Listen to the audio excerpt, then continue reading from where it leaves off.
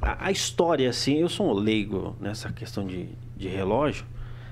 Como que é a história? Começou com o mecânico mesmo? Ou como que começou esse negócio? Na verdade, assim, o ser humano, ele sempre teve um fascínio por medir as coisas que ele observa. Sim. Perfeito. O ser humano é observador e ele observa e faz análises. Sim. Então, eu acho que a primeira expressão de uma medição de tempo que a gente pode ter é observar as 12 horas do dia, da hora que o sol nasce até a hora que ele se põe. Certo. Sim. Perfeito?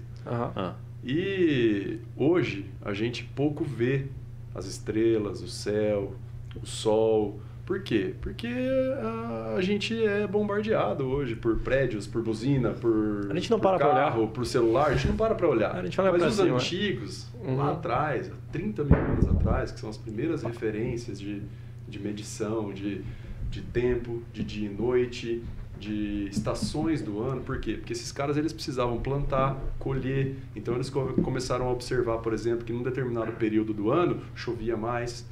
Era a hora que ele já tinha que estar com a lavoura dele pronta. Um determinado período ia seca, que é quando ele vai colher. E por aí vai. Então, os primeiros relatos que a gente vê de medição de tempo estão muito relacionados com o Stonehenge. Aquele monumento na Inglaterra. Certo. Se não me falha a memória, na Ilha de Man. Não sei se eu falei besteira agora. Se eu falei, alguém me corrige. Esse cara aqui é da Inglaterra.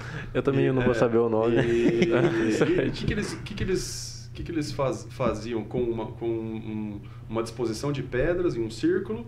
Eles observavam as sombras. E aquelas sombras diziam para ele algumas coisas. Entendeu? Depois, a gente chegou ali nos relógios de água e os relógios de areia. Então, vamos lá. Exemplo simples.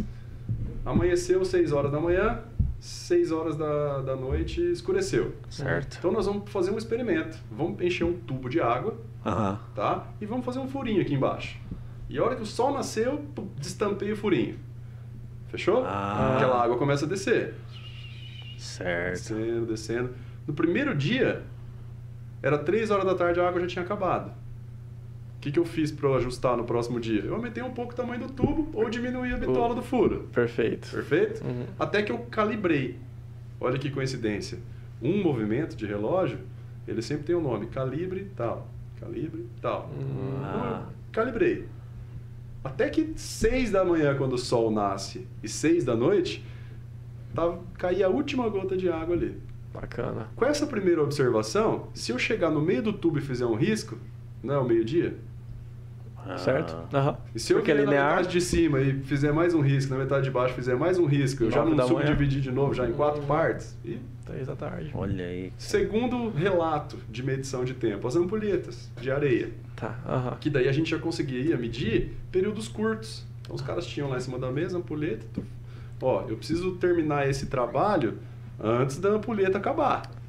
Você tem esse tempo para terminar esse serviço, né? Não necessariamente falando de minuto, hora, segundo, de um período que precisava ser medido. Entendeu? E aí a coisa foi evoluindo. Obviamente, os relógios, eles nasceram e apoiaram muito a navegação. Ok, falando lá 1500, 1400, toda aquela... Né? As Américas sendo descobertas. E eles usavam o relógio não só para medir o tempo, mas o posicionamento através de coordenadas de longitude e latitude. Então os instrumentos, e ele nasceu como um instrumento, de fato. O relógio, ele é um instrumento. Aí vamos caminhar um pouco mais. O cara pegou e inventou um relógio de bolso. Famosíssimo esse cara aí. Antes disso, a gente estava falando de instrumentos grandes, medições complicadas. Você não podia carregar uma ampulheta no bolso ou um tubo de água. As pedras, né? Chegava lá, posicionava. Já um relógio mecânico, você podia carregar ele no bolso. E foi o primeiro momento na história onde o relógio começou a simbolizar status. Pouquíssimas pessoas poderiam ter, e tinham na época, e quem tinha um relógio de bolso, ele tinha um determinado status social, aí começou. Essa história ela avança até que a gente coloca o relógio no pulso. Certo. Entendeu? Olha aí. Quer dizer, começa a ficar vestível. Exato. Mas também foi por uma necessidade, né? Por uma necessidade. Olha Exatamente. aí. Então, Santos Dumont, quando ele precisava olhar as horas, ele pilotando avião e balão, ele tinha dificuldade de ter que tirar o relógio do bolso. Ele tá envolvido nessa parada aí. E aí mais uma vez. Mas ele aparecendo aí de novo, rapaz. E ele pediu para um amigo desenvolver um relógio que ele pudesse anexar no braço. Que era o Cartier. Que era o Cartier, de uma marca. Ele existe, esse famosa. relógio? Existe. Ele pertence a alguém ou tá no museu?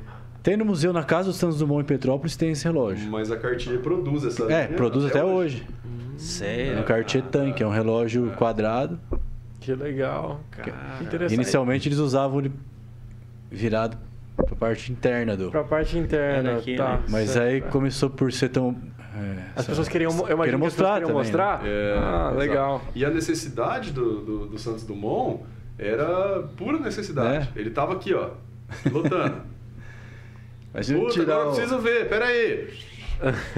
Não tinha como. Desceu o avião, ligou pro relógio. Desceu o avião, mandou lá um telegrama, um enviado, um emissário, alguma coisa pro Cartier. Dá um jeito aí e me coloca um relógio no meu pulso.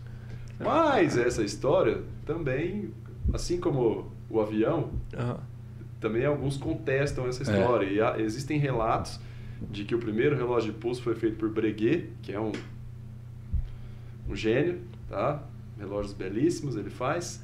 E acho que 1.700, em torno de 1.700, acho que 1800 e alguma coisa. Isso é muito recente. Ele fez um relógio para começo de 1800, acho que foi. E ele fez um relógio para a irmã de Napoleão Bonaparte. Que era uma pulseira, como uma joia, mas e tinha um relógio. Gente, mas isso é tão recente, né? Porque assim, a gente tava numa cidadezinha aqui perto de Maringá, um sítiozinho, né? E a gente tava conversando justamente sobre isso, da roça. O pessoal tinha que saber mais ou menos ali o horário de comer e tudo mais. E era algo muito, muito simples. Era uma tábua, né? E fincada no chão, o sol batia e fazia uma sombrinha atrás da tábua. E essa sombrinha ali, conforme ela ia diminuindo, e estava chegando mais perto do meio-dia, e conforme depois ela ia aumentando para o lado oposto, estava chegando mais próximo à noite, né? Aí eu fiquei até pensando sobre isso, né? É o Stonehenge da roça. Cara. Pois é, talvez se a gente conseguisse realmente visualizar quem foi a pessoa que fez isso a primeira vez, talvez a gente volte para algo muito mais simples, né? Pensando aqui, alguém que tinha uma necessidade ali, observava talvez o sol batendo numa árvore. Sim. Né? Imagina algo muito simples.